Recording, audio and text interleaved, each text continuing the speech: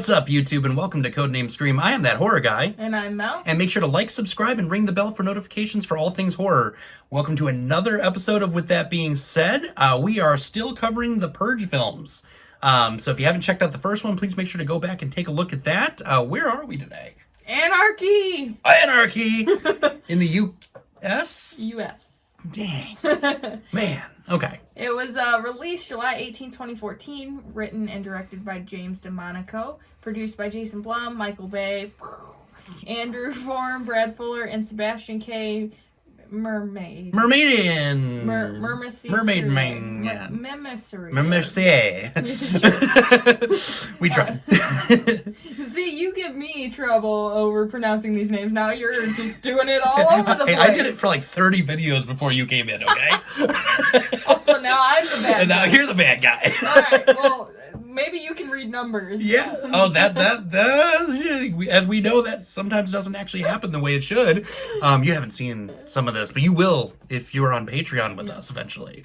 So we have an estimated $9 to $11 million budget. See right there. I already messed it up. $9 to $11 million budget. No conclusive number. We're going with 9 million though. Yeah. That's kind of the running number I've seen.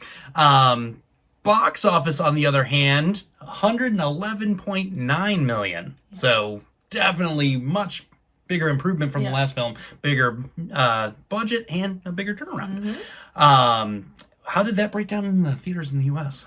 Well, that was 72 million in the U.S. 2.9 million opening night and 29.8 million over opening weekend. So those types of numbers, you would think the critics and the audience liked it.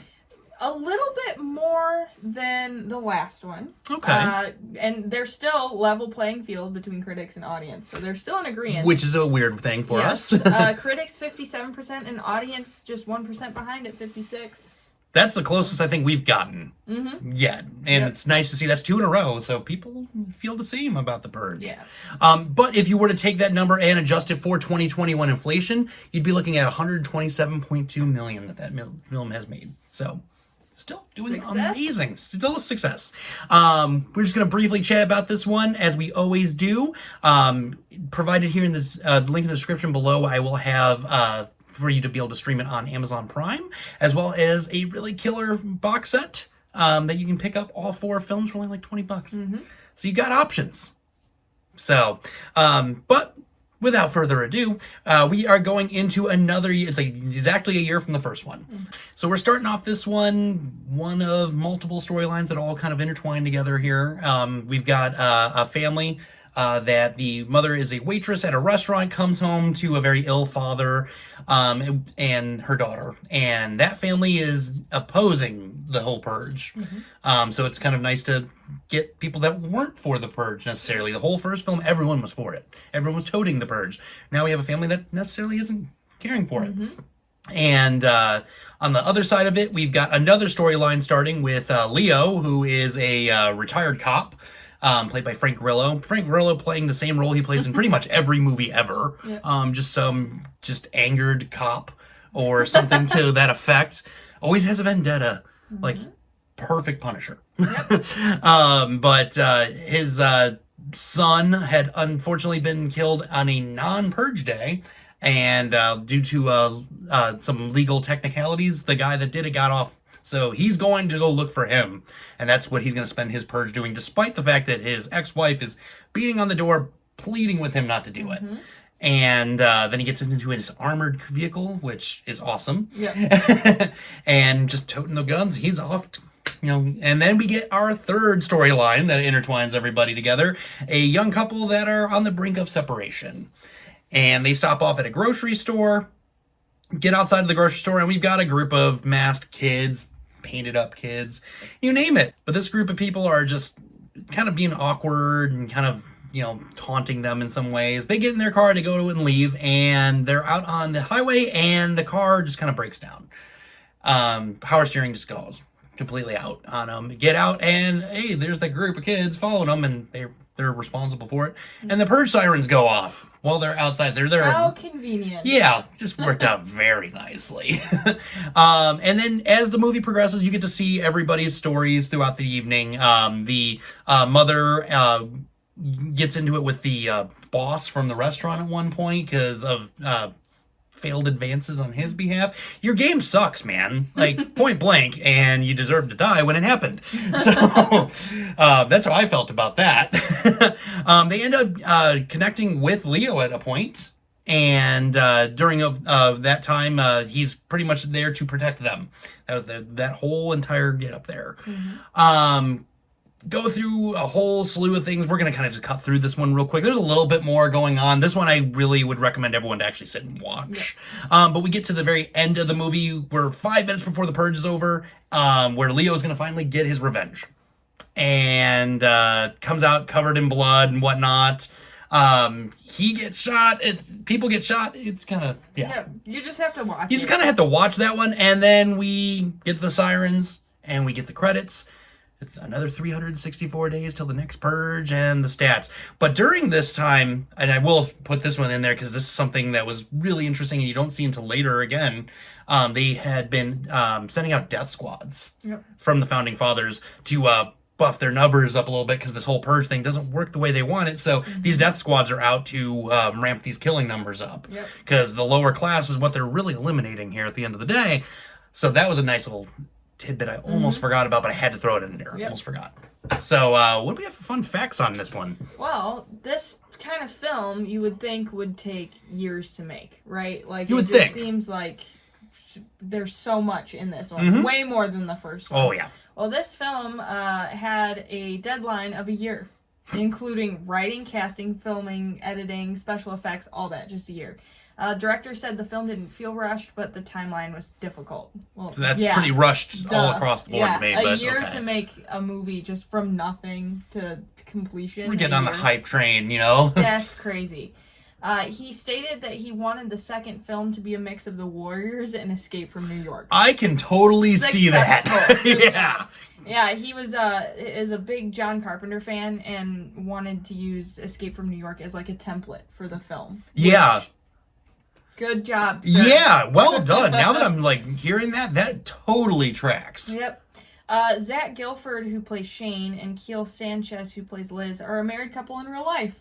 Frank Grillo, who plays Sergeant Leo Barnes, liked that black car in the movie so much, which, I mean, rightfully so. It's a pretty awesome It was car. awesome. It was like total death race car. I was like, this is rad. He offered to buy it, but was not allowed.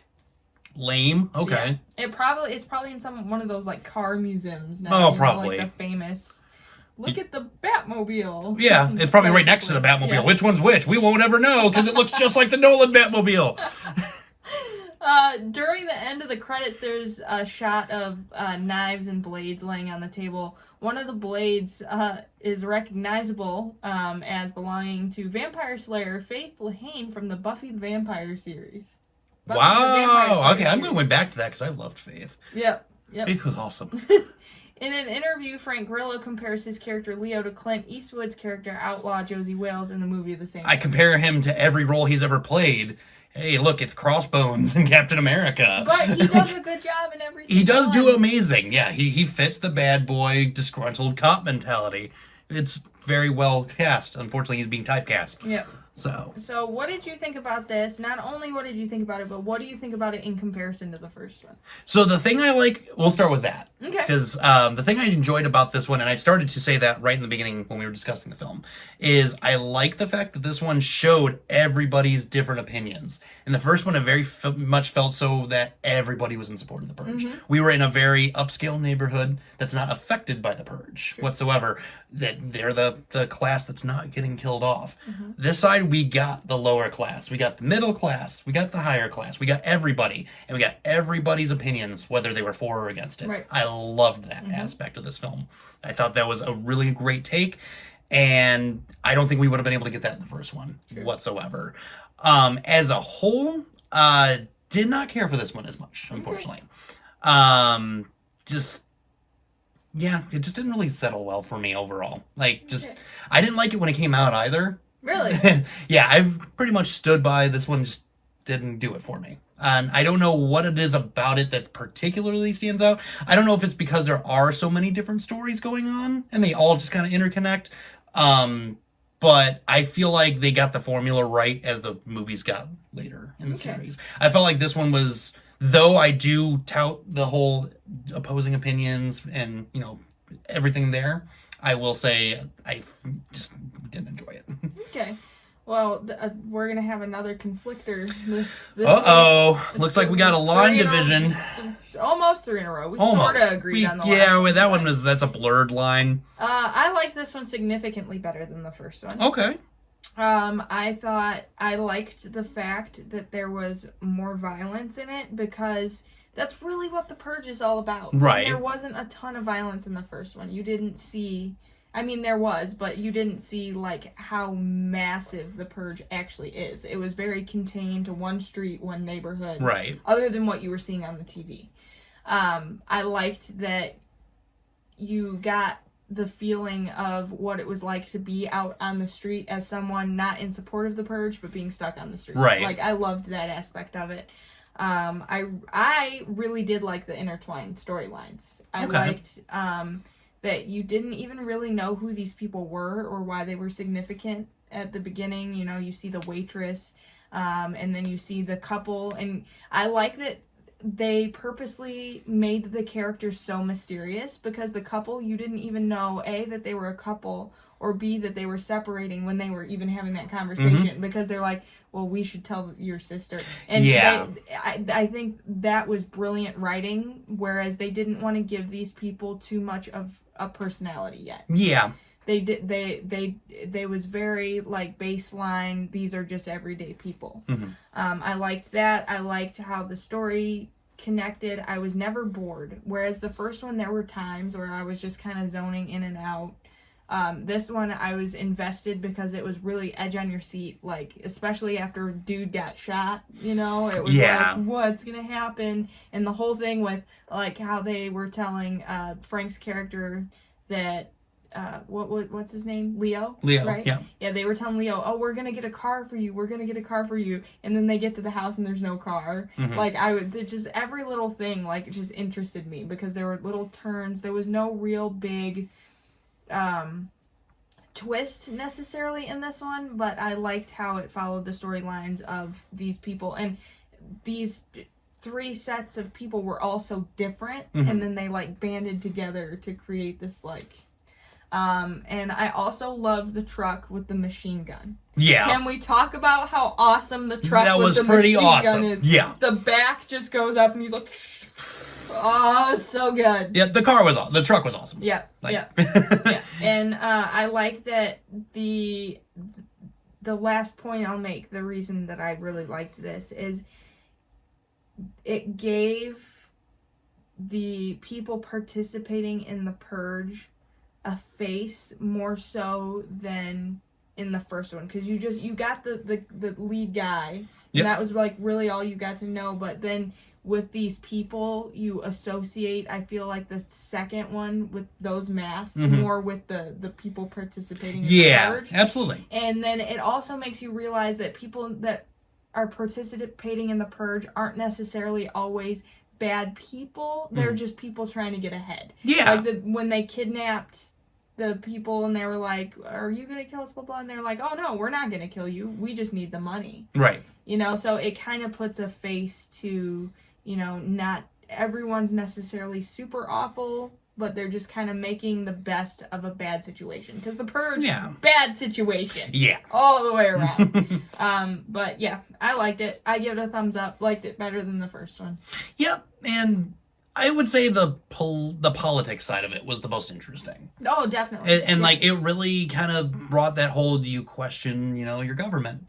And especially when they're turning on everyone, sending out these death squads, you know, pumping up numbers and whatnot, it starts to feel a little more real in that sense. Yes. The politics side of it, phenomenal. It didn't really come through for me with the rest of it. So there you go. We've got another division. You guys know which team you're going on. I was first. Yeah, but we'll leave it up to you guys. Whose team are you siding on this week? And we can talk about this one a little bit more if you'd like. Sound off in the comments below. Message on Instagram, Twitter, Facebook, email us, whichever you want to do. Let's do this thing. Let's talk about it a little bit more. Moving into our next video, we will be covering the Purge election year. So going to be a little bit more getting into that political side. And also, the Forever Purge is coming out Friday on the 2nd. So we will be covering that. We actually will step away from the series momentarily to do the new one. So you guys get that information right off the bat. With that being said, see you later from YouTube.